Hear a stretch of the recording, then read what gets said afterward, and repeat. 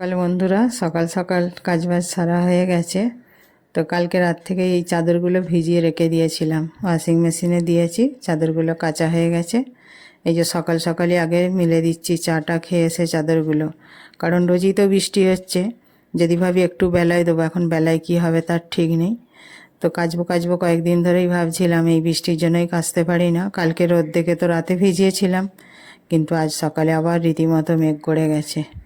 তো যাই হোক, এখন আর কিছু করার নেই। এরপর তো রান্নাবান্না করবো। এবার দিয়ে চলে গেলাম ছাদে। ও বৃষ্টি হবে, আর কিছু আমার করার নেই। ভিজবে, তারপর আমার সময় মতো এগুলো তুলব। তো এই জন্য সকালবেলায় দিয়ে যাচ্ছি, দেখা যাক। কারণ আবার তো বেলায় কিছু জামা কাপড় কেচে মেলবো ছাদে। আমার ছাদটা তো খুবই ছোট। তো এই জন্য এখন সকালবেলা এগুলোকে মেলে দিচ্ছি। আর তারপরে মোটা মোটা চাদর শুকোতেও তো একটু সময় লাগবে। সকাল সকাল দিলে কি হয়, বেলা 10টা 11টায় শুকিয়ে যাবে, যদি ভালো মতো রোদ হয়। কিন্তু সকাল থেকেই তো আকাশ খুব মেঘ করেছে, জানি না কি হবে। তো আনাজ কিছুটা কালকে কেটে রেখেছি, এবার গিয়ে রান্নাবান্না করবো আর কি।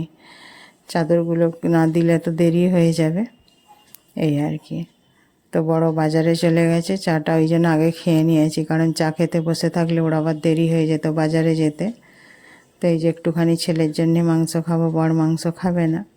তো আমাদের জন্য এই সমস্ত রকম সবজি দিয়ে মাছ দিয়ে ঝোল করব। এই যে সেদিকে আমাদের ঝোলটা বসিয়ে দিচ্ছি। আলুটা আর পটলটা খুব সামান্য তেল দিয়ে ভেজে নেব। আর এতেই এই যা গায়ে গায়ে একটু তেল আছে, ওতেই সমস্ত সবজি দিয়ে একটু অল্প করেই ভাজবো। তেলটা তো এখন বেশি দেবো না, ওই জন্য। আর ওইদিকে মাংসটাও বসিয়ে নিচ্ছি, আর ভাতটাও মাঝের গ্যাসে হচ্ছে। তার মধ্যে টুকটাক রান্নাবান্না হয়ে গেছে। মুড়ি খাওয়ার জন্য একটু আলু সিদ্ধ করেছি, বরের জন্য একটু সাবু রান্না করেছি, একটু কলমি শাক সিদ্ধ করেছি, এই আর কি। এদিকে মাংসের মশলা করছি। তেলের ওপর এলাচ, দারচিনি আর লবঙ্গটা ফোড়ন দিয়েছি, গোটা জিরে, পেঁয়াজটা ভাজছি। এই যে আদা রসুন, একটু কাঁচা লঙ্কা, টমেটো সব কেটে নিয়েছি। কাঁচা লঙ্কাটা প্রথমে দিইনি, কারণ একটা খুব গন্ধ ওঠে, তো ঝাঁঝ উঠবে, এই জন্য। এই পেঁয়াজের ওপর দিলাম। এবার রসুনটা দিয়ে একটু নেড়ে নিয়ে, হালকা রসুনটার গন্ধ চলে গেলে টমেটোটা দিয়ে দেব। তারপরে হয়ে এলে মোটামুটি একটু ভাজাটা, আদাটা দিয়ে বেশি ভাজবো না, মানে আদা দিয়ে একই সাথে টমেটোটা দিয়ে আর একটু ভাজবো। এবার নুন দিচ্ছি। টমেটোটা তো গলে যাবে, তো একটু জল বেরোবে। থালার আলাদা জলটা সেইভাবে দেওয়ার দরকার পড়বে না এখন আপাতত মশলাতে। এবার আদা, লঙ্কা, হলুদ সব দিয়ে মশলাটাকে ভালো করে কষিয়ে নেব, নিয়ে মাংসটা রান্না করব।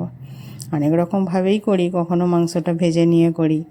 আলাদা আলাদা রকম করলে একটু আলাদা আলাদা স্বাদ হয়, ওই জন্য। এই যে আমাদের ঝোল হয়ে গেছে মোটামুটি। রান্না শেষের পথে ওদিকে মাংসও বসিয়ে দিয়েছি করতে করতে। তো এই আর কি, রান্নাবান্না তো হয়ে গেছে। টাটা বন্ধু।